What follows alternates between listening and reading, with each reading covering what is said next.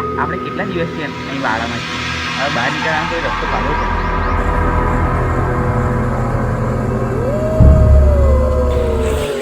નીકળી ગયા.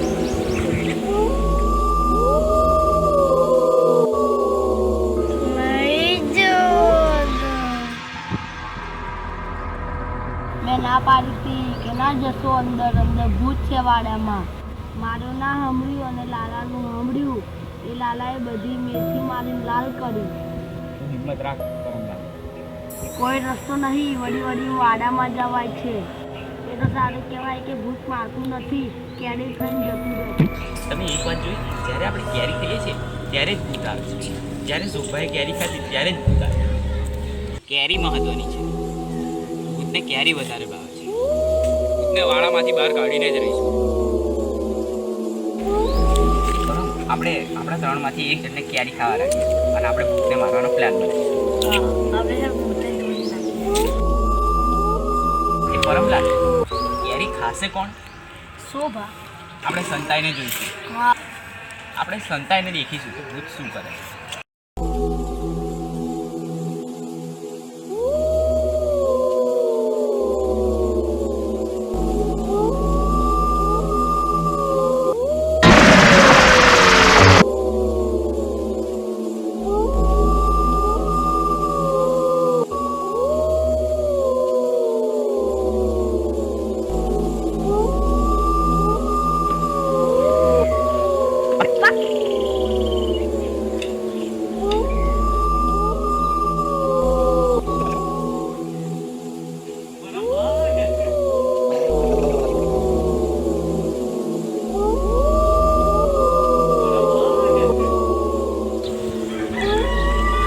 છોડી દે અને તું નકલ તો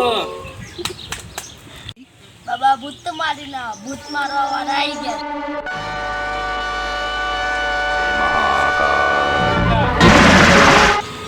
બાબા ભૂત તો મારી ના. સદા સુખી રહે. જય હો બાબા ભૂત મારી ના. સદા સુખી રહે. મેં બાબાને કહ્યું હતું કે તમે 12 વાગે આવજો, કદાચ અમે જીવતા હોઈએ તો. જીવો એ જ મહત્વનું છે. એ ભૂત નહીં, એ જંડ છે. વાડામાં કઈ કેરી ખાધેલી?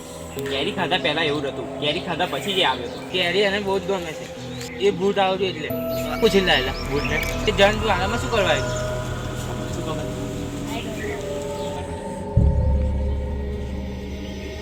એ પરમલા તે એક વાત કરી બાબાને.